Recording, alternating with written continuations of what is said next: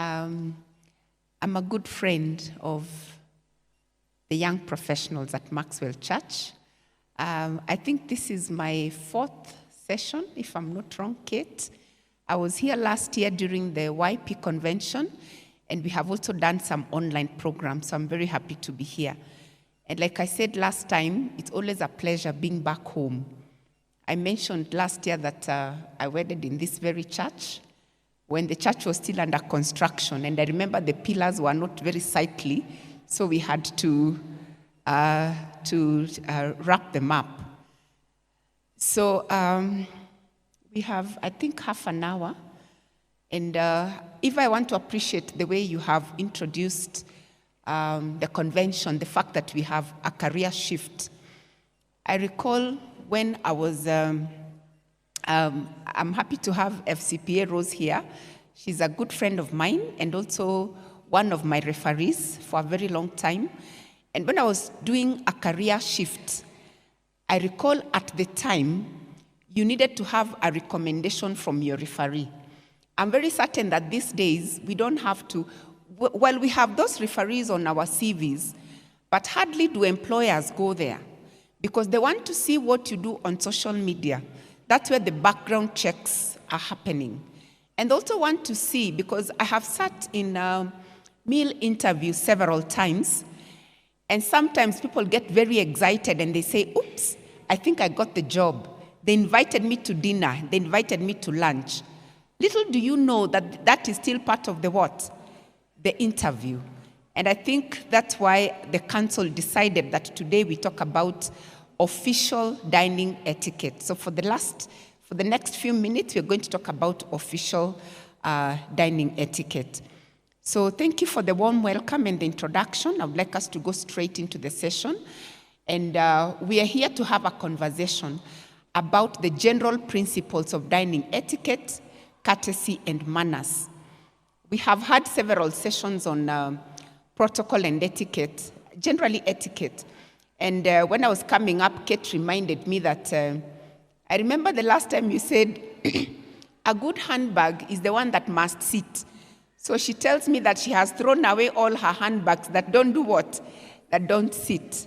So these are little things that we take for granted, but they create impressions about us. And remember that you have never heard about second impressions. Do they exist? We always talk about what? First impressions. So when I walked into the waiting room and I saw Mr. Masengeli looking so spick and span on a Sunday, the first thing I told him is, you're looking very, very smart, yeah? So thank you very much. So we will also talk about how do you manage interpersonal dynamics when you are in important encounters, particularly at the table. How do you avoid causing offense or embarrassment when you are in high-profile situations? And how do you interact in a manner that is respectable with people who come from different cultures, different nations, and different regions? So that's basically going to be our session outline. We will look at the general principles, dining etiquette, and I would like us to link dining etiquette and the job interviews. We will then conclude, and I'll give you a parting shot. I want us to start with a quote, just to reflect, that business in today's scenario is not a national match, but is an Olympics, where there are international players. Only that individual or organization can survive which has done its homework well and developed its uniqueness. What does that tell you? That we are no longer talking about just yourself and your organization where you work. The world is now a global village. We interact with a lot of colleagues, many networks that we are creating, potential employers and clients from across the globe, whether you're meeting them physically, whether you're meeting them online. And therefore, we must start to appreciate that we have cultural differences that we must appreciate and respect if we are to be ahead of the game. But then what does the Bible say? First things first. You recall Luke chapter 14, dining with what? Humility. Jesus teaches about the taking the lowest seat at a banquet rather than seeking honor. And that basically encourages humility over pride when we are in social settings. When you look at 1 Corinthians chapter 10, verse 31, it talks about consideration for others. And it advises believers to do everything for the glory of God, which can include being considerate about dietary preferences and restrictions when dining with others. I don't know how many of us seated here were in boarding school. Put up your hands if you ever attended a boarding school. Almost everybody. And I am very certain for the men, because I have been a high school teacher and I taught boys, what happens at lunchtime when the bell goes? There's always what? A rush. And why do people rush? And yet the food is enough? The gentlemen, do you remember what you called what? Top what? Top layer. So you're struggling to make sure that you get top layer. Now tell me, if students in a school were given the opportunity to serve themselves, do you think lunch would be enough for everybody? Because there's that lack of consideration for others. And I think that's something that we're getting from 1 Corinthians chapter 10, verse 31. So, when we talk about dining etiquette, remember, even though we are not focusing so much about you enjoying your ugali in the house with your managu, when we talk about professional etiquette, we're talking about a formal lunch, a formal dinner. What does that tell us? There are things that you can do at home that you cannot do in a formal setup. If you're in your house, you can relax in jeans, in pants. You can relax in a little nice dress. But if you're stepping out for a formal meeting, then things have to do what? To change. And that also happens when it comes to dining etiquette. So I want to give us 2 minutes. Please turn to your neighbor and share irritating table mannerisms. What irritates you or what has embarrassed you before? Please turn to your neighbor and share that. What irritates you the most? So what irritates you the most? Let's hear. You can share your own experience or what your colleagues have shared.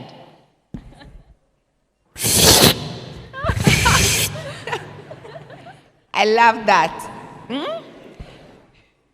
Are there people here from Western? Kule chai ndio. I'm not saying that's the habit there, but they love tea, isn't it? There's a lady who told me in our class that she told the boss to transfer her to another office because she could no longer stomach the way the colleague sips his tea. And I think we've seen a good example there. Okay, another irritating mannerism? When someone eats like this. Chewing loudly. Thank you. Let's have more examples. When you stir your tea, when you stir sugar in your tea, you have to hit the glass. Ding, ding, Thank ding, you very ding. much.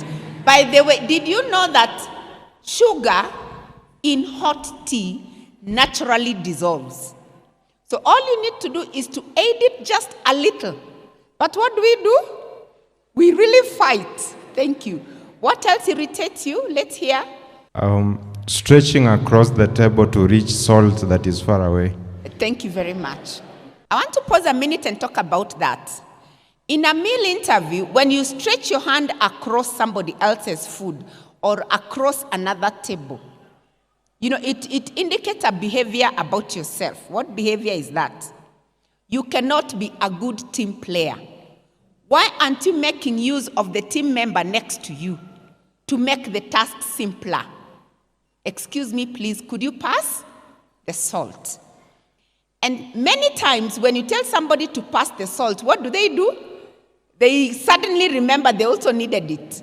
So they say, please wait a minute.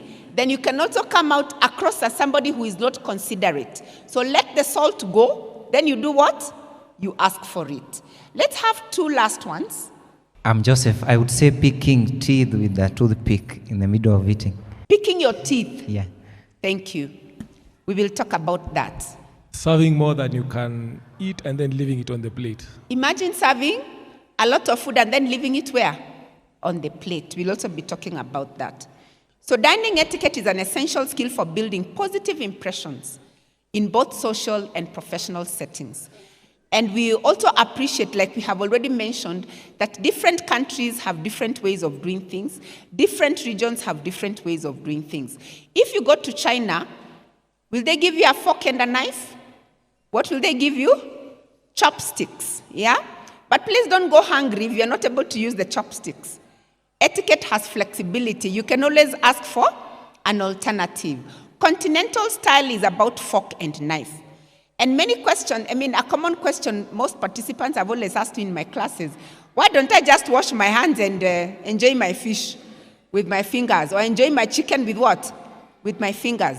But remember, if you look at most formal setups, when you go in, they'll give you a hot towel to do what? To clean your hands. You're not cleaning your hands to eat the fish with your fingers. You're cleaning your hands because they're items that you might touch. So your hands need to be clean. Like, for example, goat ribs, you can use your fingers. Apples you can touch. When you're passing the salt, your hands need to be clean. They never give you a hot towel as you come out. So imagine you have enjoyed your fish, your chicken, your fingers are all messed up, isn't it? And then at the end of the meal, a guest asks for your business card. There is no water, there is no hot towel. How do you pick your business card? How do you get into your handbag? It becomes a challenge. So we have to appreciate and respect that. And so I think the best way forward really is to observe how other people behave, hoping that you are also observing somebody who is doing the right thing. I think the last time we were here last year, I gave an example about this gentleman. It's a very interesting example, who noticed that during the first dinner, there was raw meat on every table. And he was wondering, in our country, we don't eat raw meat. The only person he could ask was a Kenyan counterpart, but he was seated across another table. So as he looked, you know how you try dashing the eyes to see whether they can? He noticed the colleague was already munching the raw meat. And then suddenly he saw, apparently every table had a burner. So you were actually supposed to roast the meat as you eat. You who has already started munching the raw meat, do you stop and start roasting? Or do you pretend that is how you wanted it? It can get very embarrassing, isn't it? Please ask. By the way, you don't look foolish by asking, but you look ridiculous by doing something that is contrary to expectation. So etiquette is basically about rules that govern expectations. Somebody talked about what irritates him is when you serve a lot of food and you don't finish. The expectation is serve what you can finish. Moderation is the key word. So etiquette and decorum are visible signs that you are a polished and knowledgeable professional. Who among you seated here would not want to look professional? Who would not want to look knowledgeable, even the way you hold your fork and your knife? So etiquette is about good manners. It's about making others feel comfortable in social situations. I liked the way you demonstrated the sipping. You pull it. Are you making other people feel comfortable? What are you making the people around you feel? So getting now into the actual dining etiquette, we want to say that as a young professional, I think young is relative. Even Nora is young, isn't it? At heart, I am also at heart, young at heart. We are all young because it doesn't matter whether you are starting your career. Even older people here also want to shift careers, isn't it? So these rules are applicable. Good table manners is a must. We don't have a choice because we are constantly attending occasions, either as hosts or as guests. And like we have already said, table etiquette varies considerably with different cultures. Allow me to look at a few general basics. If you're ever invited to a formal lunch or a formal dinner, please keep time. Please keep time. I don't want to ask what time you arrived for this convention. Do you want me to ask?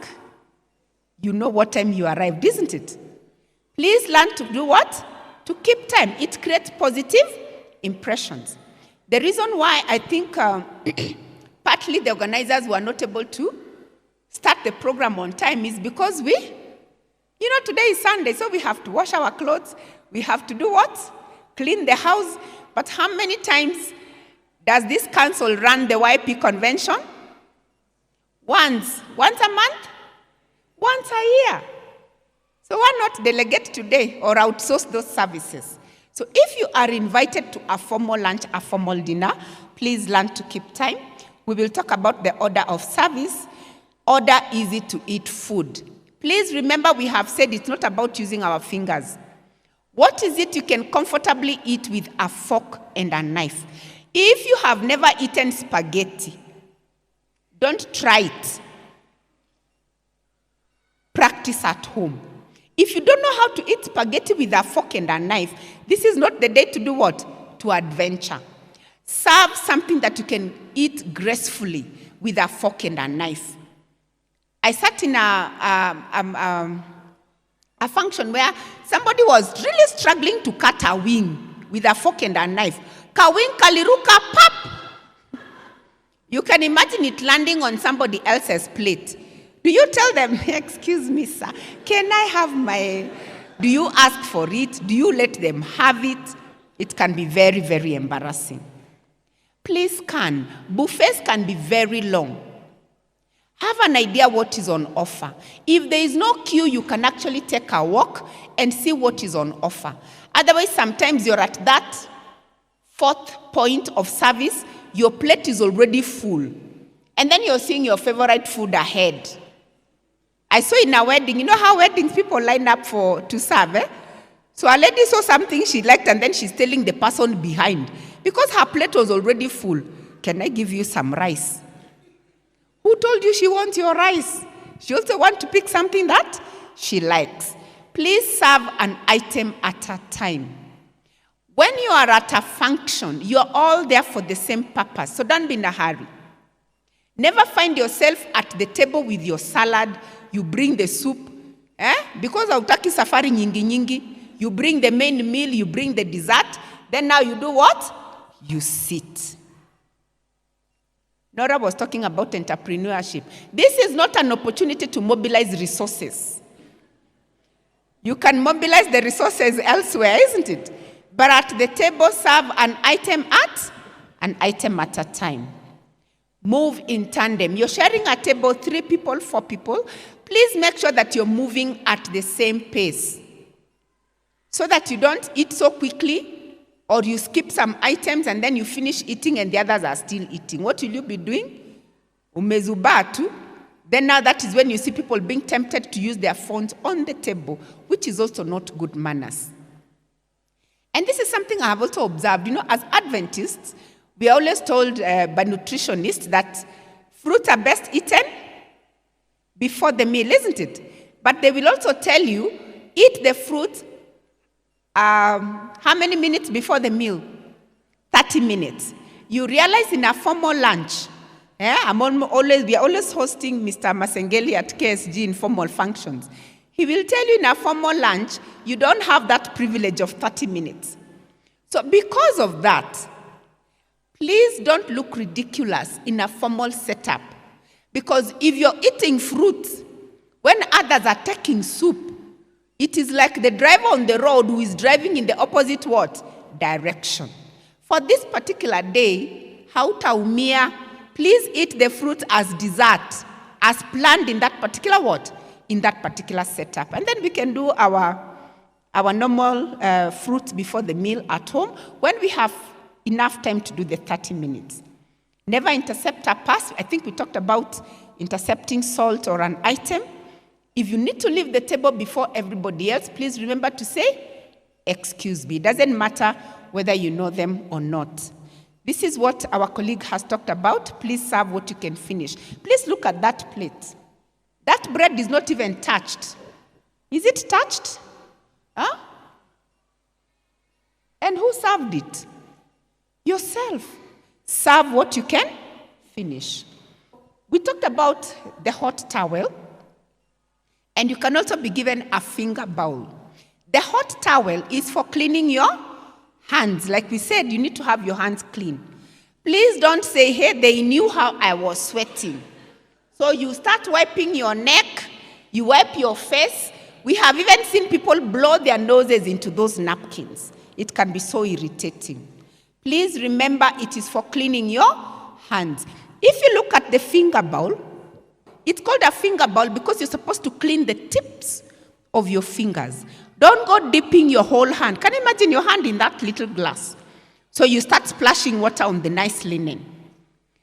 Use it to clean your fingertips. And if you look, there's cutlery by the side, there's beautiful linen and a nice little glass with lemon water. Please don't mistake it for the first item of the meal. We have seen people do what?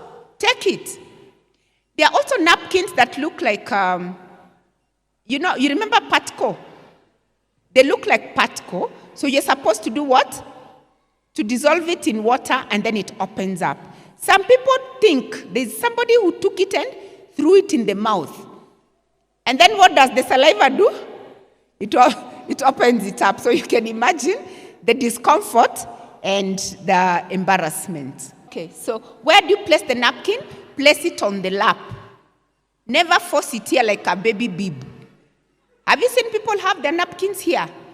Some people even put serviettes here. Honestly, it looks so ridiculous.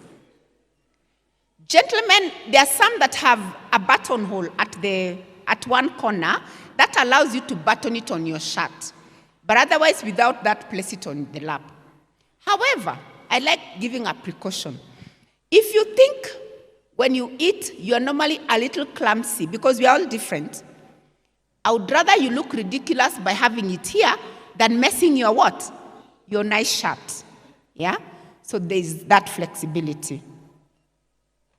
When you're seated at the table, sit upright. Let the food come to the mouth. Don't take your head where? To the plate. We do that several times. And then don't put your elbows on the table. In terms of setup, we normally say your solids are to the left, your liquids are to your right. Solid in this case refers to your side plate because it carries your bread and butter. Your water, your glasses are the ones on your right-hand side. Please remember, on a round table, the side plate on the left and the one on the right are very close to you. So if you're going to use the side plate on the right, umeingia kwa shamba la wenyewe. Stick to your lane. Side plate to the left, your water, your liquids to your right. Now, in terms of the cutlery, we normally start from the outside, coming inside. And that will tell you, that will tell you the item that will come first on the menu. If you look at that setup, what do you think is first on the menu? What is first on the menu? Soup.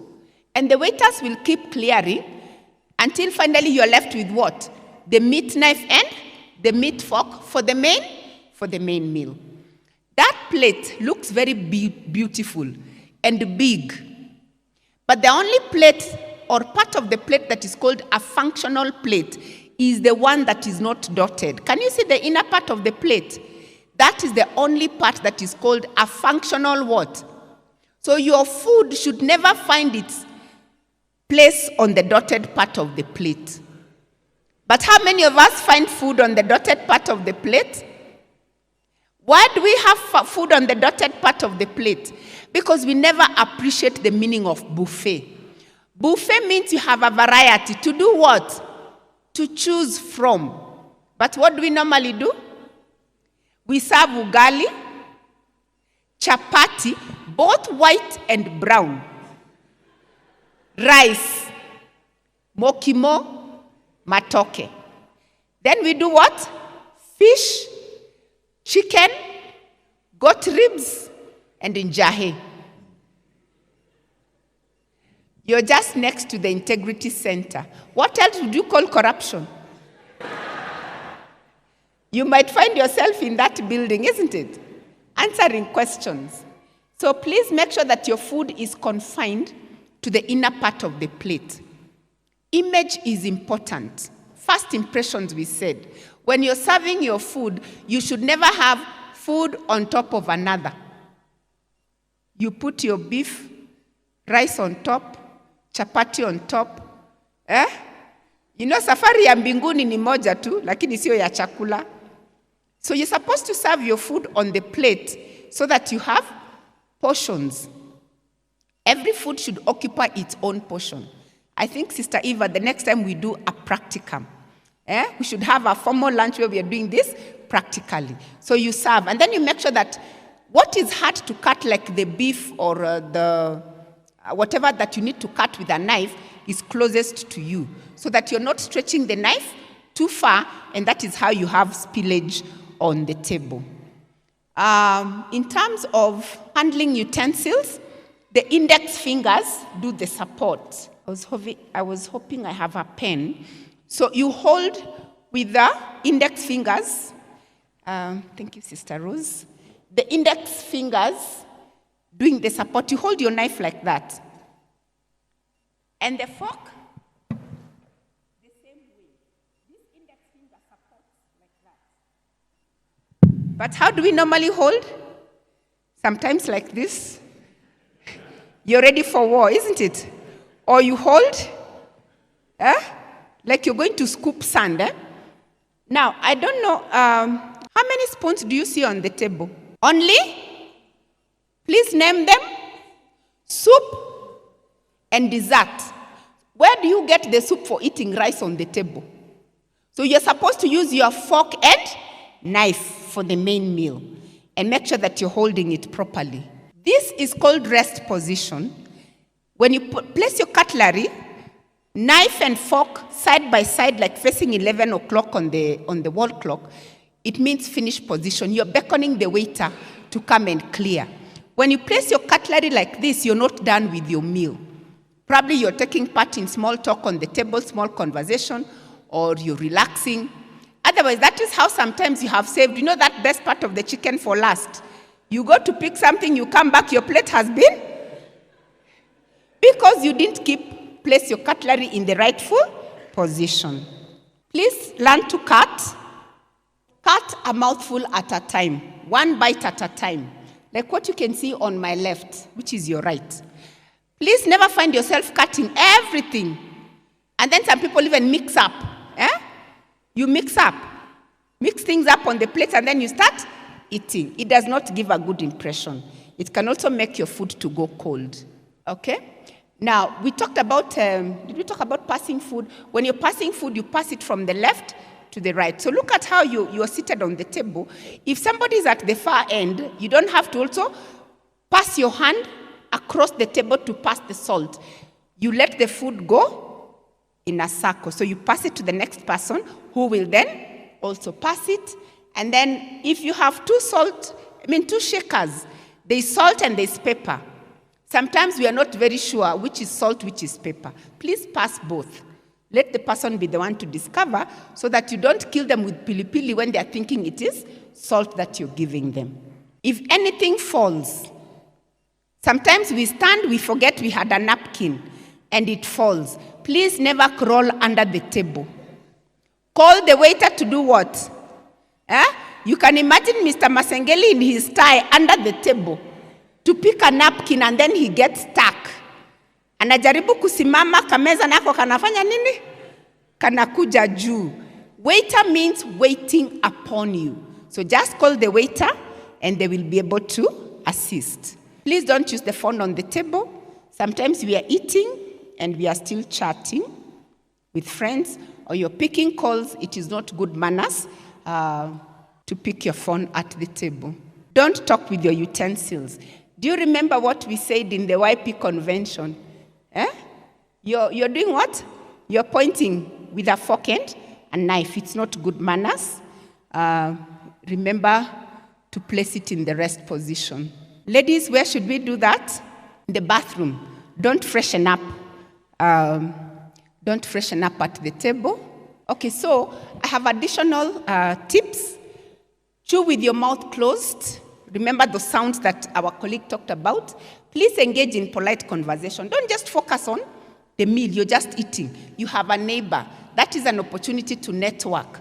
Take part in polite conversation. Taste your food before seasoning. Have you seen people who sit at the table and they quickly do what? They add salt even before they taste. In an interview, you would fail because that means that you make hasty decisions. Who has told you the food does not have enough salt? Thank the host. Always express gratitude after the meal and thank the host for their hospitality. Don't pick at your food. I have seen people sometimes, you're enjoying a meal and then they're this beef today, it's terrible. This chicken, and somebody is really enjoying on the other side. Please keep those to yourself, yeah? Avoid making a scene about disliking something. Don't monopolize the conversation. Allow others to speak and be considerate of everyone's input. And don't make loud noises. I think we talked about that. Don't start eating too early, even if you're too hungry, yeah? Please get cues from the host. Don't discuss money or the bill. It's considered impolite. Na hii chakula, kwani they sell chicken at 1,200? If you have been invited, please enjoy the meal. So, what about proper dining etiquette and job interviews? Proper dining etiquette in a job interview is more than just knowing how to use your fork and your knife. We talked about impressions. It is one more way to make sure you leave a lasting impression that is positive to your potential employer. So I will share 7 tips and then we conclude. The first one is first impressions count. Your behavior during the meal is an opportunity to make a strong first impression. Poor dining etiquette can reflect negatively on your overall professionalism. It actually shows that you don't pay attention to details. Dining etiquette, when it is practiced properly, it shows respect because then it means you have consideration for other people. The third tip is it can actually be a demonstration of good communication skills. Light conversation demonstrates your ability to balance polite small talk with eating or having your meal. So therefore, it is a key to fostering good rapport with interviewers, and it shows your social competence. Remember that when we talk about self-awareness, for example, you talk about, are you aware about yourself and the actions that you do, how do they affect? What impact do they have on others? That's the social competence. Good dining etiquette reflects self-awareness. Let's move on to the 5th one. It minimizes distraction. You can imagine those sounds that we talked about. They can be so distracting. You're taking your tea, you're slapping it, you're chewing your food. Have you ever sat next to somebody who, when they're chewing their food, they're also showering you with food particles? It can be very distracting. Yeah?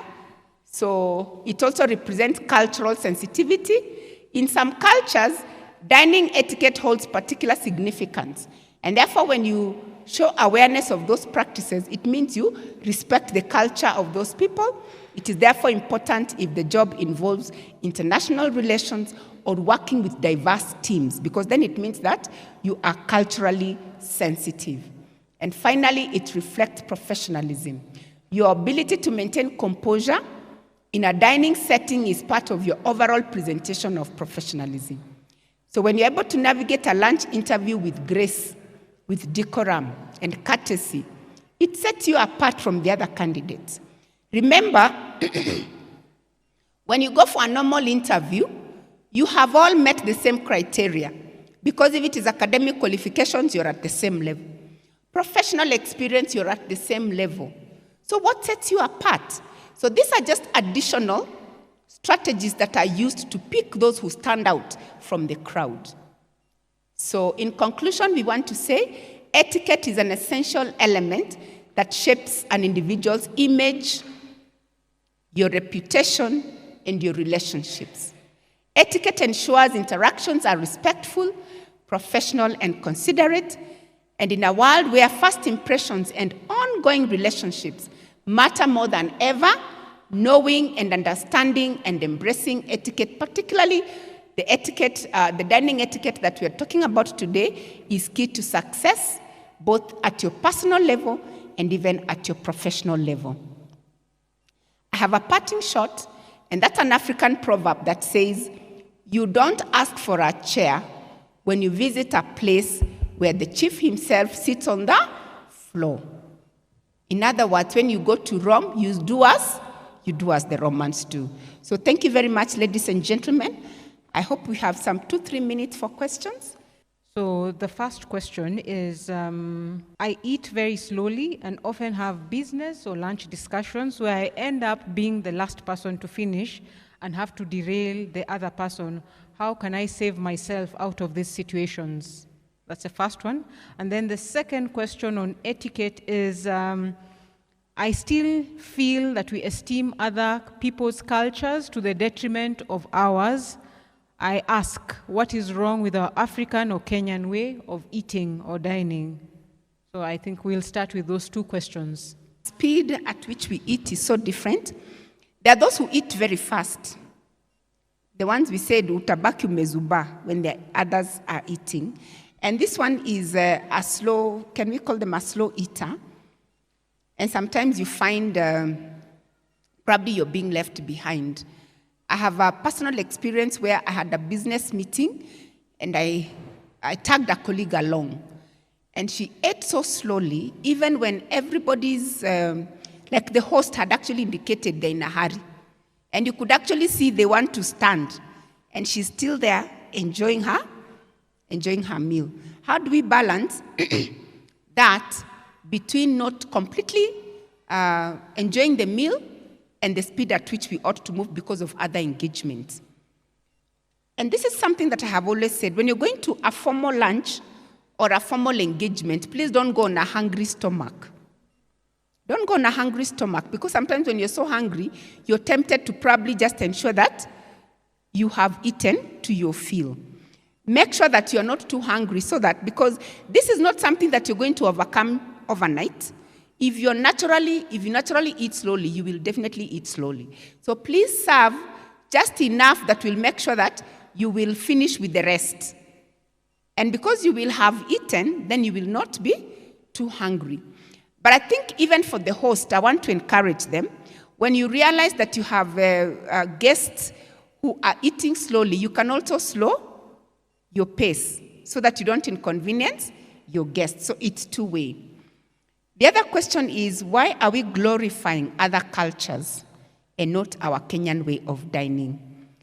By the way, everything that we have talked about is African. I know we did not have forks and knife. And when we talk about glorifying other cultures, we are talking about a shift. Why are we wearing these clothes that we are wearing? Maybe that is where we should start. Why do we use computers? How African is a computer?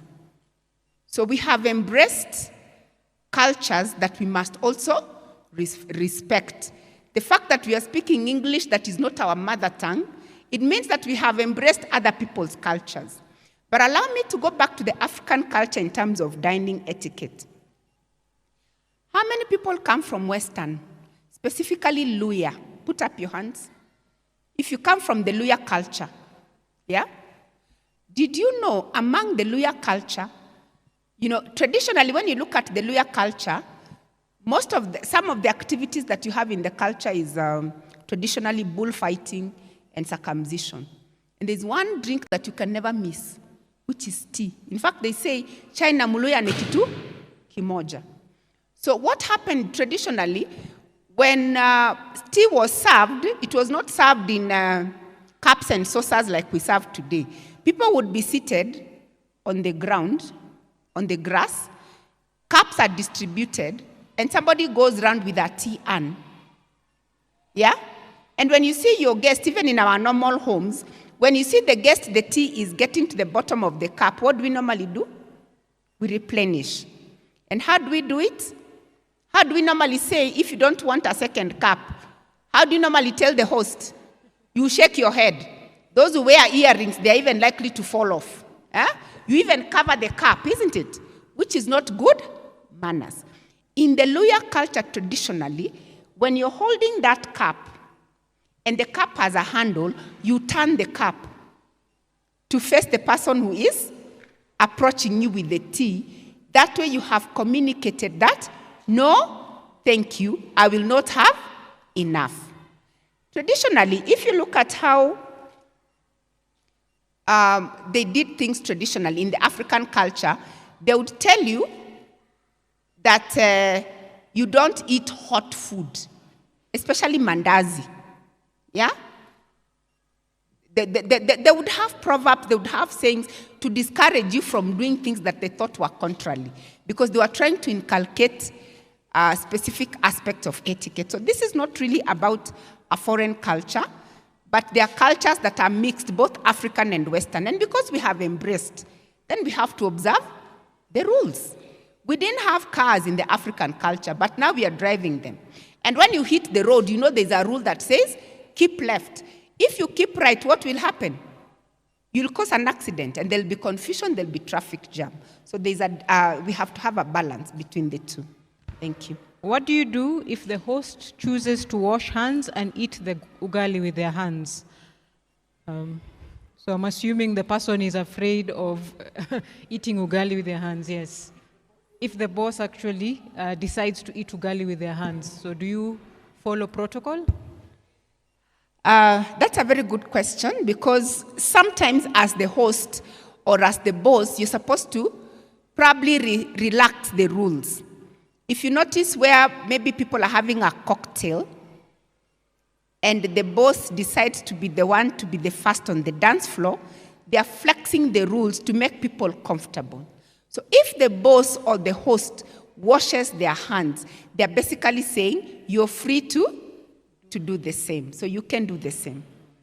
Yeah. Thank you for that. And then the last question is a personal question to you on your education background. So the question says, how did you shift your career from education to where you are right now?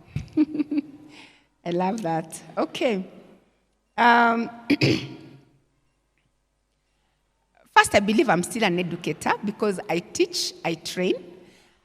There's a little shift because of the passion I have for what I do now. In terms of protocol and etiquette, I think as I grew up, I have had several motivating factors. One of my etiquette gurus as I grew up, some of them were my grandmothers. I noticed how they did things. Without taking a lot of time, I'll talk about two scenarios. One is a grandmother of mine who would always, in terms of dress code, she would always wear stockings to the market.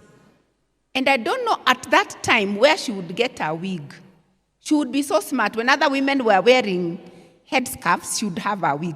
And she'd always carry a handbag. She's going to the market. And when she buys her items at the market, she would never carry them on her head. You know, traditionally, by then you could send anybody's child. So she would just pick on anybody and tell them, this is my shopping basket, please take it home. Then she would walk home slowly with her handbag. I really used to admire her. Even if it rained, she would not run. She would just walk. And you know later, the networking that probably the other speakers will be talking about, when Maendeleo ya Wanawake came to our village and they were asking for a representative, who do you think the villagers nominated? Everybody said Penina, and that is how my grandmother landed an opportunity to serve as Maendeleo ya Wanawake. So even just maintaining your mannerisms at the table can land you an opportunity. You never know. The second one, I think that's enough for my grandmothers. The second one is high school. I went to Moi Girls High School, Eldoret, and we never queued for lunch. We would always eat at tables. So 10 people per table. The Form 1s were responsible for bringing the food to the table in bowls. Then they were supposed to arrange the plates. The Form 2s would be the ones to clear the table after lunch. The Form 3s would be the ones to serve the food. So we learned how to share. Because then if you don't balance the food, somebody else will miss a piece of chicken or beef, isn't it? So we learned to share. And then the Form 4s, it's your time to relax, enjoy the meal and go away. Leave the plate on the table for the Form 2s to do what? To clear. We were never allowed to eat with our fingers. We ate with a fork and a knife. And apart from that, there were many other things that we learned. We would be told slippers are bathroom shoes. Just a few to share.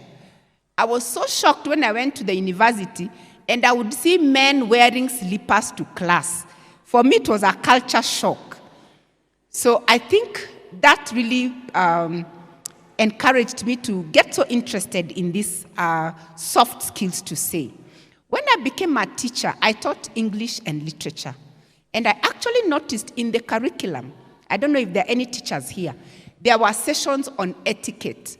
But the teachers would not teach, they would not focus, because, you know, in school people focus on what? Examinable items. But I enjoyed teaching that. In fact, I remember when I joined one school, I didn't know that teachers can also be bullied. I was given, you know that the loudest class, the one that has rude boys. I taught in boys' schools. And so I felt, what do I do? But then the boys were very dirty and loud and rude. But I decided the best way is to make them my friends. And then it is not very comfortable when you go to class and there's a foul smell, the class is dirty. So I told them, why don't we clean? So we started cleaning the class, sweeping. And soon, everybody wanted to come and teach in that class that nobody wanted to come and teach. One step I took, I told them, I want to visit you. How come when I am on duty, I never see those clothes hang? When do you wash them? They're looking at me like, Mwalimu, you mean those ones are normally washed? I'm sure the men here are listening to me. And that is making some sense. So we opened one of the routine checks. We opened one box. I told them I'm visiting, so we opened a box. You find bread, half, and it is open. Next to it is soap. The soap they used in the morning. Next to it is kiwi, open. Next to it is a pile of innerwear that saw water, I don't know when last. And let me tell you, the stench that came out of that box was enough to make somebody fall. So I told them, let's start washing these things. Let's start cleaning. This is not blowing my own trumpet, but I want to tell you, for the first time, by the time those boys got to Form 4, for the first time in the history of that school, they took boys to the university. So I believe there's a link between being clean and being clean upstairs, isn't it? Yeah, so that is how I got the interest, and that explains the shift. Thank you.